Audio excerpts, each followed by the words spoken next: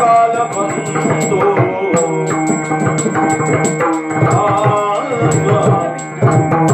ಕವಿವತ ನಾವು ಕೈಯದ ಪುಸ್ತಕ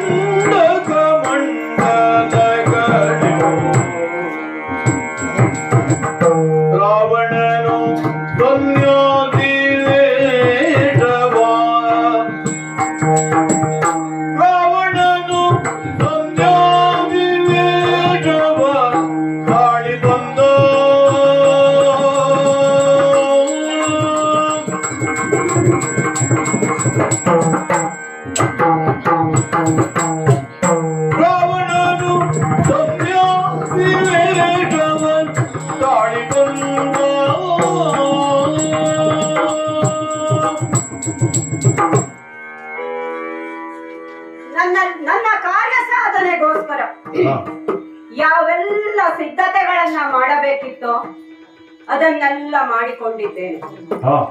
ಮಾವ ಮಾರೀಚನಿಗೆ ಆಗುವ ಕೆಲಸದ ಬಗ್ಗೆ ಎಲ್ಲ ವಿವರಣೆಯನ್ನ ನೀಡಿ ಕಳಿಸಿಕೊಟ್ಟಿದ್ದೇನೆ.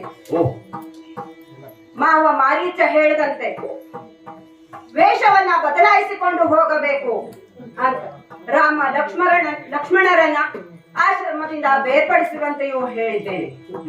ಹಾಗೆ ಮಾವನ ಸೂಚನೆಯಂತೆ ನನ್ನ ಈ 10 ತಲೆಗಳನ್ನ ಒಂದರಲ್ಲೇ ಬಚ್ಚಿಟ್ಟು ಶುದ್ಧವಾದಂತಹ ವಸನವನ್ನ ತೊಟ್ಟು ದಂಡ ಕಮಂಡಲಗಳನ್ನ ಹಿಡಿದು ಜಪಸರ ಮಾಲೆ ಕಾಷಾಯವನ್ನ ಧರಿಸಿ ಹೊರಡಲು ಸಿದ್ಧನಾಗಿದ್ದೇನೆ. ನಾವ್ ಯಾರು ಅಂತ ಗೊತ್ತಾಯ್ತು ನಿಮ್ಗೆ? ಋಷಿಗಳು. ಹೌದು, ತಪಸ್ವಿಗಳು. ಗೊತ್ತಾಯ್ತು ಅಂತ ಆಯ್ತು. ನಮಸ್ಕಾರ. ನಮಸ್ಕಾರ. ಈಗ ನಾವು ಸರಿಯಾದ ಸಿದ್ಧತೆಯಲ್ಲಿ ಬಂದಿದ್ದೇವೋ ಹೇಗೆ? ನಮ್ಮನ್ನು ನೋಡಿದ್ರೆ ಋಷಿಮುನಿಗಳ ಹಾಗೆ ಕಾಣ್ತೀವಲ್ವಾ? ಹೌದು, ಹಾಕಿರುವಂತಹ ವೇಷ ಇದು. ವೇಷ? ಇದು ಯಾತಕ ವೇಷ? ಇದು ಒಂದು ಕಾರ್ಯ ಸಾಧನೆಗಾಗಿ ನಾನು ಹಾಕಿರುವಂತಹ ವೇಷ, ಇವತ್ತಿಗಾಗಿ. ಹೌದಾ? ಮೋಸ ಮಾಡ್ಲಿಕ್ಕೆ ಒಂದು ರೀತಿಯಲ್ಲಿ ಹಾಗೆ ಅಂತ ತಿಳಿದುಕೊಳ್ಬಹುದೇನೋ. ಹೌದಾ? ಯಾಕೆ? ಒಂದು ಕಾರ್ಯ ಸಾಧನೆ ಆಗಬೇಕಾಗಿದೆ, ಸೀತೆಯನ್ನ ಕೊದ್ದು ತರಬೇಕಾಗಿದೆ. ಹಾಗಾಗಿ ಈಗ ನಾನು ನನ್ನ ರೂಪವನ್ನ ಬದಲಾಯಿಸಿಕೊಂಡು ಬಂದಿದ್ದೇನೆ. ಅಲ್ಲ, ಪರಿಚಯ ಸ್ವಲ್ಪ ಸರಿಯಾಗಿ ಹೇಳಿದ್ರು ಒಳ್ಳೆಯದು. ನಾನು ಲಂಕಾಧೀಶ ರಾವಣ ಅಂತ ನನ್ನನ್ನ ಕರೀತಾರೆ. 14 ಲೋಕದ ಒಡೆಯ ನಾನು, ರಾವಣೇಶ್ವರ. ಧ್ವನಿಯಲ್ಲಿ ಗೊತ್ತಾಗ್ತಾ ಇಲ್ವೋ ನಿಮ್ಗೆ? ಈಗ ಸ್ವಲ್ಪ ವ್ಯತ್ಯಾಸ ಆಗಿರ್ತಾನೆ. ಹೌದಾ? ಹಾಗಾಯ್ತಾ? ಹಾಗಾದ್ರೆ ಇಲ್ಲ, ಇನ್ನು ಮುಂದೆ ಸುಧಾರಿಸಿಕೊಳ್ಳುವ ಬಿಡಿ ಸ್ವಾಮಿ. ಈಗ ನಾವು ಈ ರೀತಿ ಹೋಗುವುದು ಸರಿಯಾದದ್ದು ನಿಮ್ಗೆ ಅನಿಸುತ್ತದೆಯೋ? ಅಲ್ಲ, ಕಾರ್ಯ ಮುಂದೆ ಏನುಂಟು ಗೊತ್ತಾಗಲಿ. ಕಾರ್ಯ ಈಗ ಸೀತೆಯನ್ನ ಹೋಗಿ ಕದ್ದು ತರುವುದು. ಈಗ ನಾನು ಹೀಗೆ ರಾವಣನಾಗಿ ಹೋದ್ರೆ ಆಗಲಿಕ್ಕಿಲ್ಲ. ವೇಷವನ್ನೇನೋ ಬದಲಾಯಿಸಿಕೊಂಡಿದ್ದೇನೆ. ಈಗ ನನ್ನ ಮನದೊಳಗಿನ ಇಂಗಿತವನ್ನು ನಾನು ಬದಲಾಯಿಸಿಕೊಳ್ಳಬೇಕಲ್ಲ, ಹಾಗಾಗಿ ಅದನ್ನು ಬದಲಾಯಿಸಿಕೊಂಡಿದ್ದೇನೆ. ಇಲ್ಲೇ ಮಾತನಾಡ್ತಾ ಕುಳಿತರೆ ಸಮಯ ಈಗಾಗಲೇ ಆಗಿದೆ, ಹಾಗಾಗಿ ತಡ ಮಾಡುವುದಲ್ಲ. ಈಗಲೇ ನನ್ನ ಪುಷ್ಪಕವನ್ನ ಏರಿ ಪಂಚವಟಿಯತ್ತ ಸಾಕ್ತೇನೆ. ಪಂಚವಟಿಯತ್ತ ಹೋಗಿ ಹಿಡಿದಿದ್ದೇನೆ. ದೂರದಿಂದಲೇ ಕುಟೀರ ಕಾಣಿಸ್ತಾ ಉಂಟು. ಅಂದು ನನ್ನ ತಂಗಿ ಹೇಳಿದು ಸೀತೆಯ ಸೌಂದರ್ಯದ ಬಗ್ಗೆ ವರ್ಣನೆ. ಆಹಾ, ಏನು ಚಂದದ ವರ್ಣನೆ! ಯಾವುದೇ ನಿರಾಭರಣ ಸುಂದರಿ, ನೀಳವಾದಂತಹ ಕೇಶರಾಶಿ, ಸೌಂದರ್ಯದ ಗಣಿ, ಏನೇನೇನೇನೋ ವರ್ಣಿಸಿದ್ದಾಳೆ. ಕೇಳಿಕಿ ನನ್ನ ಮನ ಕೇಳಿ ಅಲ್ಲಿ ಕಾಲು ನಿಲ್ಲದೆ ಪುಷ್ಪಕವನ್ನೇರಿ ಪಂಚವಟಿಗೆ ಬಂದದ್ದೇ ಆಯ್ತು. ಈಗ ಇಲ್ಲೇ ಸುಮ್ನೆ ಹೇಳ್ದ, ಇದು ಆ ಸಂದರ್ಭ, ಅವಳನ್ನ ನೋಡುವಂತಹ ಸಂದರ್ಭ ಸಮೀಪವಾಗ್ತಾ ಇದೆ ಅಂತ ನನ್ನ ಮನಸ್ಸಿಗೆ ತುಂಬಾ ಆನಂದವಾಗ್ತಾ ಉಂಟು. ಹಾಗಾಗಿ ಈಗಲೇ ಹೋಗಿ ಅವಳನ್ನ ಮಾತನಾಡಿಸ್ತೇನೆ. ಅಮ್ಮ, ಭವತಿ ಭಿಕ್ಷಾಂ ದೇಹಿ, ಭವತಿ ಭಿಕ್ಷಾಂ ದೇಹಿ. ನೀಡೆ ದೇವಿ,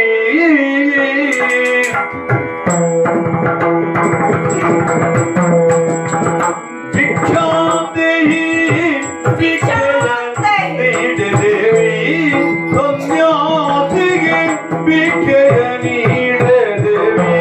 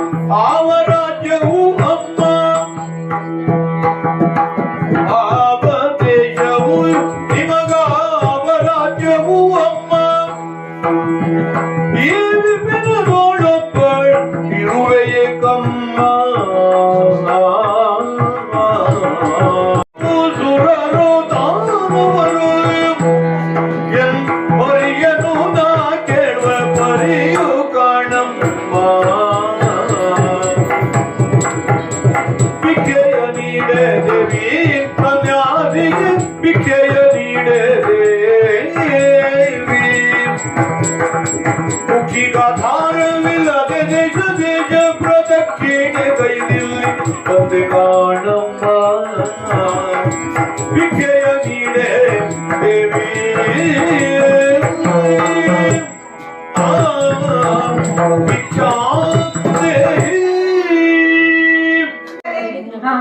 ಹೊರಗಿಂದಲೇ ಮಾತನಾಡಬೇಡಿ ಒಳಗೆ ಮಾತನಾಡಬೇಡಿ, ಹೊರಗೆ ಬಂದು ಮಾತನಾಡಿ. ಅಲ್ಲ ನೀವೇ ಒಳಗ್ ಬರ್ಬೋದಲ್ಲ.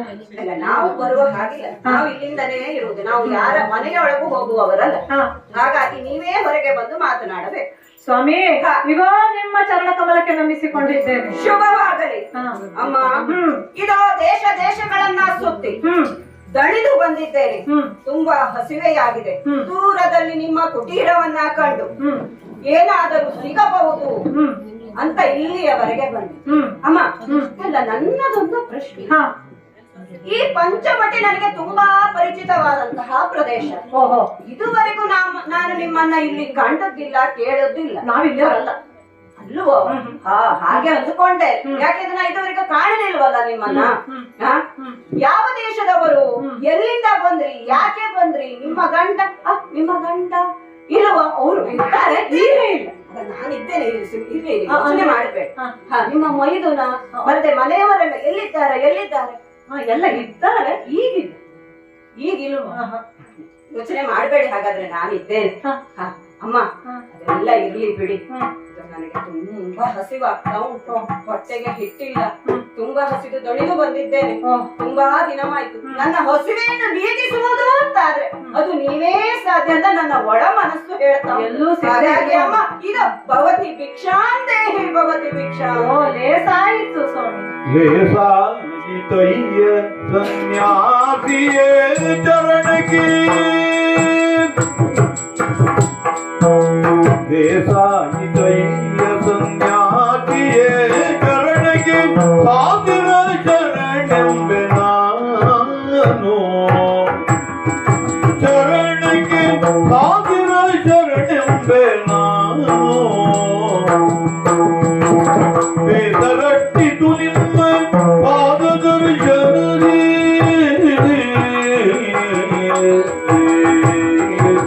ಬೇಸರಟ್ಟಿತು ನಿಮ್ಮ ಪಾದದರ್ಶನಕ್ಕೆ, ಸಂತೋಷವಾಯಿತು ಎನ್ನ ಮನಕ್ಕೆ. ದೇಶಯೋಧ್ಯಾಪುರ ವಾಸಿಗಳಯ್ಯ ಆಸೂರ್ಯ ಕುಲದರ ಸುಗಳು, ಹೌದು ನಾವ್ ಇಲ್ಲಿಯವರಲ್ಲ. ವಾಸಿ ಪಂಥದ ಮೇಲೆ ಸೋದರ ಸಹಿತಿಲ್ಲಿ, ವಾಸಿ ಪಂಥದ ಮೇಲೆ ಸೋದರ ಸಹಿತಿಲ್ಲಿ, ವಾಸವಾಗಿ ಅದನ್ನ ರಮಣ ಲೇಸಾಯ್ತು. ಸ್ವಾಮಿ ಒಳ್ಳೆ ಸಮಯಕ್ಕೆ ಬಂದ್ರಿ. ಒಬ್ಬಳೇ ಕುಳಿತು ನಾನು ಬಹಳ ಬೇಸರದಲ್ಲಿದ್ದೆ ಆಗ್ತಿತ್ತು. ಯಾಕಂದ್ರೆ ಈ ಘೋರ ಅರಣ್ಯದಲ್ಲಿ ಯಾರನ್ನ ನೋಡಿದ್ರು ನನಗೆ 10 ತಲೆ ಕಂಡಂಗೆ ಕಾಣಿಸ್ತದೆ. 10 ತಲೆಯವ್ರು ಬಂದ್ರು, 5 ತಲೆಯವ್ರು ಬಂದ್ರು. ಕೇಳಿ ಕೇಳಿ ಕೇಳಿ ಎಲ್ಲಿ ನೋಡ್ರು ಆ ರಕ್ಕಸರದ್ದೇ ಹಾವಳಿ ಉಪಟಳ. ಇವತ್ತು ನೀವು ಬಂದ್ರಿ ನೋಡಿ, ನನಗ್ ಸಮಾಧಾನ ಆಯ್ತಲ್ಲ. ನಾವು ಸನ್ಯಾಸಿಗಳು. ನಾನು ಮೊದಲು ಅಂದ್ಕೊಂಡಿದ್ದು ನೀವು ಕೂಡ ರಾಕ್ಷಸರೇನು ಅಂತ. ಹಾಗೆ ತಿಳಿದುಕೊಳ್ಳಬೇಕು. ನಾವು ಸನ್ಯಾಸಿ. ಈಗ ನಿಮ್ಮ ಉಡುಗೆ ತೊಡುಗೆ, ನಿಮ್ಮ ಈ ಮಾತನ್ನ ಕೇಳಿ ನನಗೆ ಈಗ ಒಂಥರ ಮನಸ್ಸಿಗೆ ನಿರಾಳವಾಗ್ತಾ ಇದೆ. ಆಯ್ತಲ್ವೋ? ನೀವು ಸನ್ಯಾಸೋತ್ತಮರಿದ್ದೀರಿ. ಹೌದು. ಇಲ್ಲಿಗೆ ನಮ್ಮ ಕುಟೀರದ ಕಡೆಗೆ ನಡೆದು ಬಂದಿದ್ದೀರಿ. ಒಳ್ಳೇದಾಯ್ತು, ನನ್ನ ಬೇಸರಡಿಕೆಯೂ ಹೋಗ್ತದೆ. ಹೀಗೆ ನಾವು ಒಂದು ಸ್ವಲ್ಪ ಕುಶಲೋಪರಿಯನ್ನ ಮಾತನಾಡ್ಬೋದು. ಅಲ್ಲ, ನೀವೇನ್ ಕೇಳಿದ್ರಿ, ನಾವು ಇಲ್ಲಿಯವರು? ಹೌದು, ಖಂಡಿತವಾಗಿಯೂ ನಾವು ಇಲ್ಲಿಯವರಲ್ಲ. ಅಯೋಧ್ಯೆಯ ಹೆಸರನ್ನು ಕೇಳಿದ್ದೀರಲ್ಲವೋ? ಕೇಳಿದ್ದೇನೆ. ಅಯೋಧ್ಯೆಯ ಚಕ್ರವರ್ತಿ ದಶರಥ ಮಹಾರಾಜ, ಆತನ ಪುತ್ರ ಶ್ರೀರಾಮಚಂದ್ರನ ಬಗ್ಗೆ ಕೇಳಿದ್ದಿರಬಹುದು. ಆತನ ಪ್ರಿಯ ಮಾಡದಿ ಸೀತೆಯೇ ನಾನು. ಸೀತೆ ಅಂದ್ರೆ ನೀನೇಯೋ? ಪಿತೃವಾಕ್ಯ ಪರಿಪಾಲನೆಯ ಕಾರಣಕ್ಕಾಗಿ ಶ್ರೀರಾಮಚಂದ್ರನು ಈ ವನಕ್ಕೆ ನಡೆದು ಬಂದವನಿದ್ದಾನೆ. ಅವನನ್ನ ಅನುಸರಿಸಿಕೊಂಡು ನಾನು ಬಂದವಳಿದ್ದೇನೆ. ಹಾಗೆ ಆತನ ತಮ್ಮ ಲಕ್ಷ್ಮಣನು ಕೂಡ ನಮ್ಮೊಟ್ಟಿಗೆ ಬಂದವರಿದ್ದಾರೆ. ಹಾಗಾಗಿ ನಾನು ಒಬ್ಬಳೇ ಇಲ್ಲಿರುವುದಲ್ಲ, ನಾನು ಇಲ್ಲಿಯವಳು ಅಲ್ಲ. ಲಕ್ಷ್ಮಣ ಇದ್ದಾನೆ? ಅಲ್ಲ, ಈಗ ಇದ್ದಾನೆ, ಆದ್ರೆ ಈಗ ಇಲ್ಲಿಲ್ಲ. ಅವ್ರು ಇಲ್ಲ. ಅದು ಒಂದು ದೊಡ್ಡ ಕಥೆ ಸ್ವಾಮಿ. ನಿಧಾನವಾಗಿ ತುಂಬಾ ಬಯಸಿದೆ ಅದ ನಿನ್ನೋ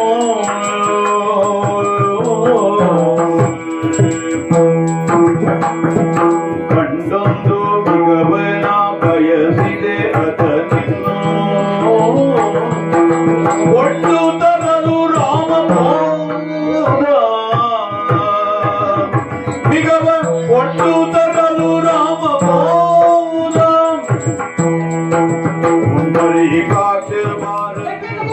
ತಿಂತೀರೋ ಅದನ್ನು ಕೊಡಿ, ಹಾಲನ್ನೇ ಕುಡಿತೀರೋ ಅದನ್ನೇ ಕೊಡಿ. ನೀವು ಏನು ತಿಂತೀರೋ ಅದರಲ್ಲಿ ಒಂದು ಇಷ್ಟು ಈ ಹಸಿದ ಹೊಟ್ಟೆಗೆ ಈ ಸನ್ಯಾಸಿಗೆ ಎಷ್ಟು ಬೇಕು ಹೇಳಿ ಸ್ವಾಮಿ, ಅದನ್ನೇ ನನಗೆ ಕೊಡಿ.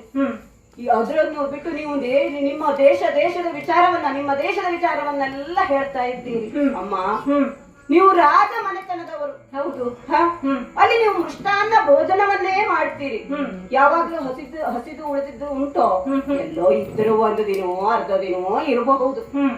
ಅಂತದ್ರಲ್ಲಿ ನೀವು ಈಗ ನನ್ನಲ್ಲಿ ಏನೂ ಇಲ್ಲ, ಆಶ್ರಮದಲ್ಲಿ ಇದ್ದೇನೆ, ಗಂಡ ಎಲ್ಲೋ ಹೋಗಿದ್ದಾನೆ, ಅವನನ್ನು ಹುಡುಕೊಂಡು ಹೋಗಿ ನನ್ನ ತಮ್ಮ ಹೋಗಿದ್ದಾನೆ.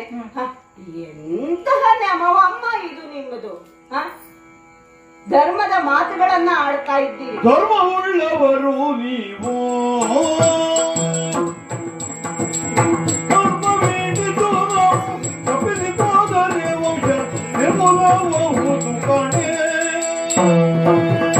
ಏನಾಗಿತ್ತು ಅಂತ ಆಲೋಚನೆ ಮಾಡಿದ್ದೀರೋ ಏನು ಸ್ವಾಮಿ?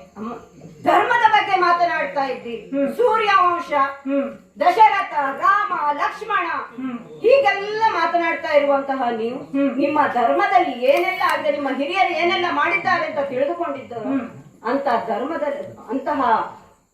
ಧರ್ಮದ ಜೀವನದಲ್ಲಿ ನೀವು ಬಂದಂತವರು.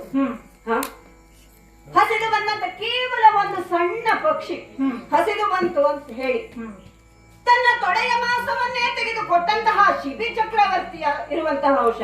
ಹೌದು, ನಮ್ಮ ಪೂರ್ವಜ.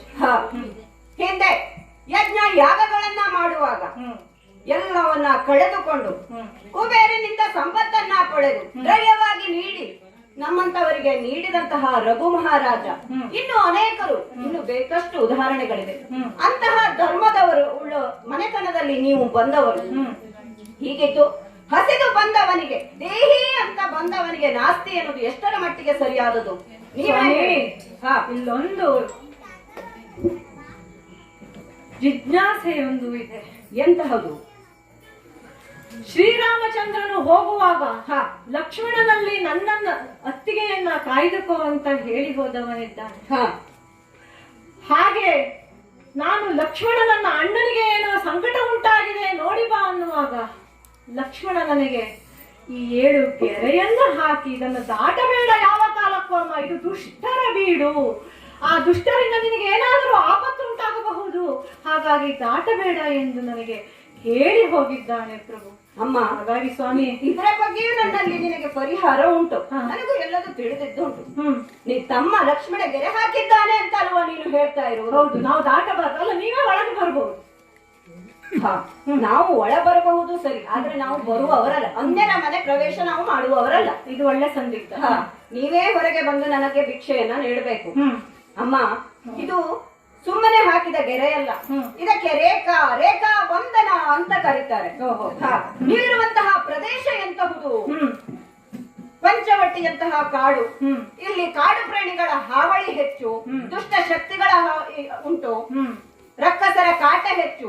ಅದರಿಂದ ನಿಮಗೆ ಯಾವುದೇ ತೊಂದರೆಯಾಗಬಾರದು ಎನ್ನುವ ಕಾರಣಕ್ಕಾಗಿ ಹಾಕಿದಂತಹ ಗೆರೆ. ನಮ್ಮಂತ ಸನ್ಯಾಸಿಗಳು ಇಲ್ಲಿ ಬರಬಾರದು ಅಂತಲ್ಲ, ಅಥವಾ ನೀವು ಇದರ ಗೆರೆಯನ್ನ ದಾಟಿ ಬರಬಾರದು ಅಂತಲೂ ಅಲ್ಲ. ಅದಕ್ಕಾಗಿ ನಿಮ್ಮಲ್ಲಿ ಪರಿಪರಿಯಾಗಿ ನಿಮ್ಗೆ ವಿವಿಧ ರೀತಿಯಲ್ಲಿ ತಿಳಿ ಹೇಳ್ತಾ ಇದ್ದೇನೆ. ಗೆರೆಯನ್ನ ದಾಟಿ ಬಾ, ಭಿಕ್ಷೆಯನ್ನ ನೀಡು. ಅಮ್ಮ, ದೇಶವನ್ನ ಸುತ್ತಿ ಹಸಿದು 3-4 ದಿನದಿಂದ ಜೀವದಾಣಿಯಾಗಿ ಹೇಳ್ತಾ ಇದ್ದೇನೆ, ಹಸಿದಿದ್ದೇನೆ, ಭಿಕ್ಷೆಯನ್ನ ನೀಡು ಅಮ್ಮ, ಭಿಕ್ಷೆಯನ್ನ ನೀಡು. ಎಂತಹ ಸಂದಿಗ್ಧವಿದೆ ಇದು. ಭಿಕ್ಷೆ ನೀಡಲಿಲ್ಲ ಅಂತಾದ್ರೆ ನಿಮ್ಮ ನೌಷವೇ ಸರ್ವನಾಶ ಆದೀತು, ಎಚ್ಚರ. ಅಯ್ಯೋ, ನಾನಾ ಪ್ರಕಾರದಲ್ಲಿ ಕಳಕಪಟದ್ಯೋ ನುಡಿದು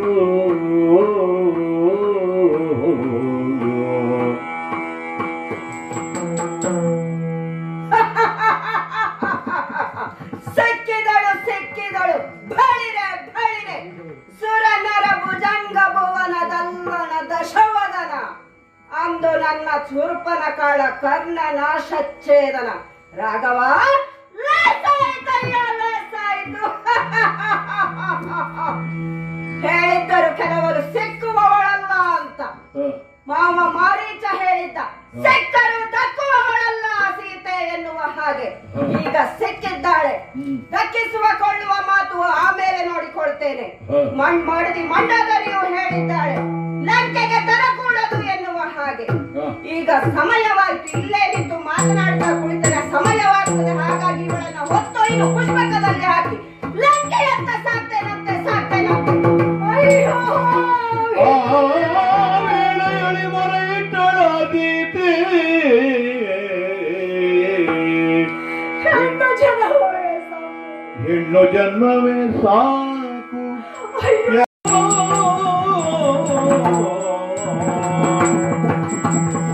ಹೆಣ್ಣು ಜನ್ಮವೇ ಸಾಕು ಎನ ಕಂಡು ಮರೆಯಿರು.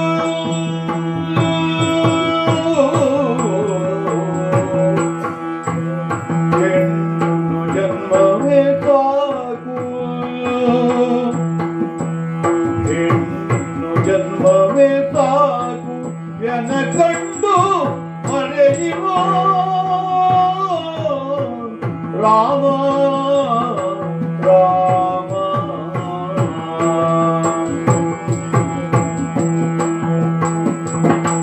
ಒಂದು ಕಣ್ಣಲ್ಲಿ ಕಾಣಬಾರದೆ ಎನ್ನ ವಿಧಿಯೇ.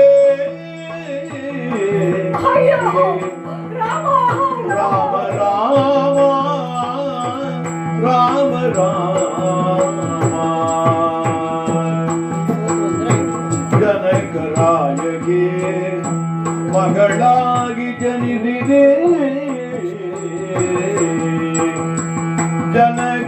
ಜನಕರಾಯಗೆ ಮಗಳಾಗಿ ಜನಿಸಿದೆ ರಾಮ ರಾಮ.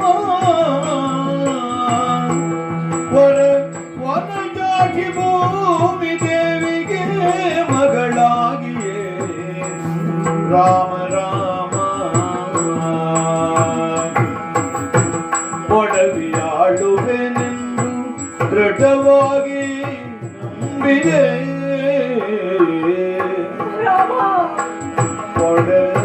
ಒಡವಿಯಾಳುವನೆಂದು ದೃಢವಾಗಿ ನಂಬಿದೆ, ನಂಬಿದೆ ನಂಬಿದೆ ರಾಮ ರಾಮ. ಕಾರಡವಿಯ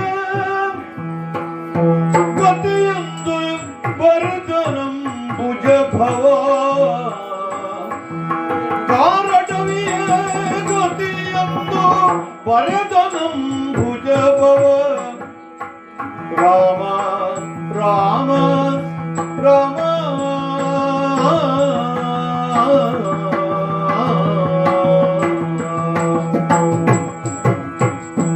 ಹೆಣ್ಣು ಜನ್ಮವೇ ಸಾಕು ಎನ ಕಂಡು ಮರೆಯಿರೋ ರಾಮ ರಾಮ.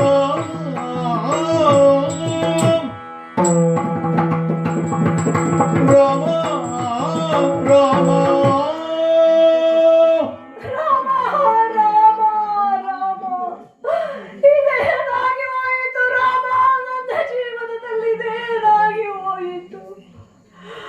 ಹೆಣ್ಣು ಜನ್ಮವೇ ಸಾಕು ಎನ್ನುವಂತಹ ನರಕ.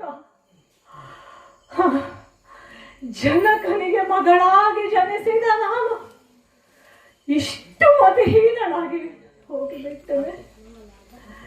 ಎಷ್ಟು ಬುದ್ಧಿಯನ್ನು ಹೇಳಿದರೂ ಕೇಳದಂತಹ ಕ್ಷಣ ಈ ಮಾಯಾವಿಯ ಮೋಸ ಜಾಲಕ್ಕೆ ಸಿಲುಕಿಬಿಟ್ಟೆನೆ.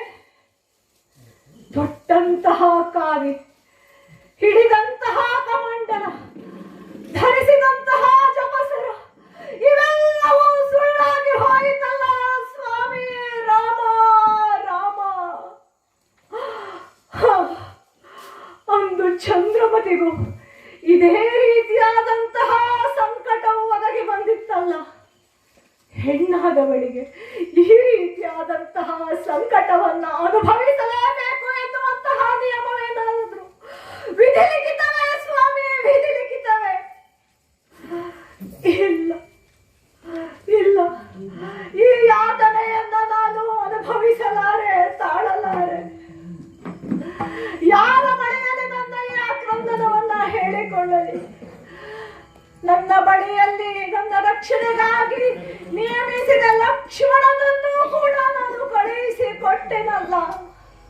ಅಯ್ಯೋ, ಈ ಒಂದು ಸ್ಥಿತಿಗೆ, ಈ ನನ್ನ ಸ್ಥಿತಿಗೆ ನಾನೇ ಕಾರಣನಾಗಿ ಹೋಗಿಬಿಟ್ಟೆನಲ್ಲ ಸ್ವಾಮಿ. ಅಯ್ಯೋ ರಾಮ, ಯಾರನ್ನ ಕೂಗಲಿ, ಯಾರನ್ನ ಕರೆಯಲಿ? ಓ ದೇವತೆಗಳೇ, ದಿಕ್ಪಾಲಕರೇ, ನನ್ನನ್ನು ರಕ್ಷಿಸಿ, ನನ್ನನ್ನು ರಕ್ಷಿಸುವರು ಯಾರು ಇಲ್ಲವೇ ಅರಣ್ಯದಲ್ಲಿ? ಕಾಪಾಡಿ, ಕಾಪಾಡಿ, ಕಾಪಾಡಿ. ಪರಿಪರಿಯ